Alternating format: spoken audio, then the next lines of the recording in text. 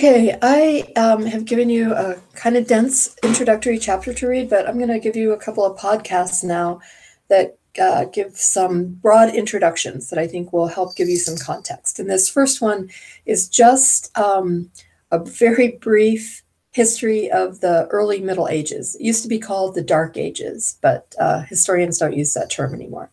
But early Middle Ages. So the early Middle Ages come after the fall of Rome, so around 400 AD or 400 CE. CE stands for Common Era. Early Middle Ages is roughly the 400s through the 900s Common Era.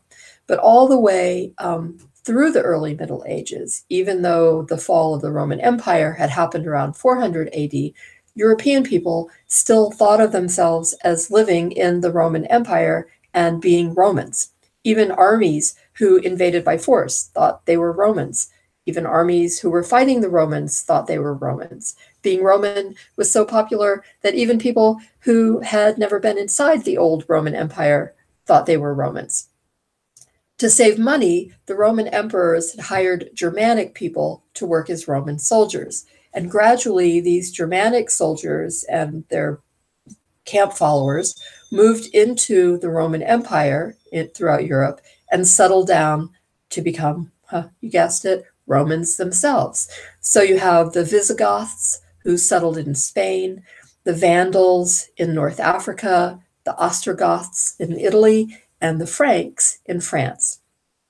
In England, a commander we know as King Arthur tried to keep out the Angles and the Saxons and the Danes, or the Vikings, but they too moved into the Roman Empire. And together, these invaders fought with Roman soldiers to push back the Huns in 451 AD. In 533 AD, the Roman Emperor Justinian tried to get rid of all these invaders and rebuild the Roman Empire the way it used to be, sort of like make the Roman Empire great again.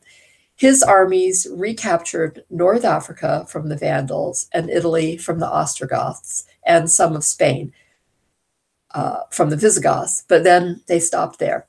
And the other Germanic invaders stayed inside the empire. But the wars had weakened the empire even more. And then in 542 CE or AD, the bubonic plague struck Constantinople, what we know as Istanbul today, and soon it spread all over Europe and North Africa, killing thousands, probably millions of people. By 600 AD, the Lombards took advantage of this weakness, and they moved into Italy, and the Slavs moved into Eastern Europe. But even then, people still continued to try to rebuild the Roman Empire. In the 600s, Islamic armies reunited Jerusalem and Syria, North Africa, and then in 711, Spain. By 780, Charlemagne copied this idea in France and Germany and called his kingdom the Holy Roman Empire.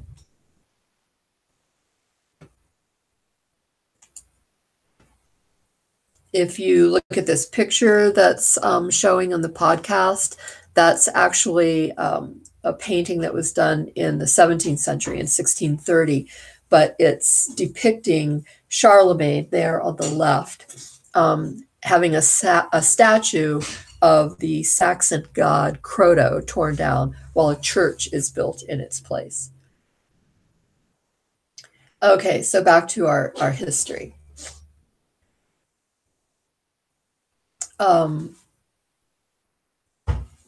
Charlemagne calls his kingdom the Holy Roman Empire.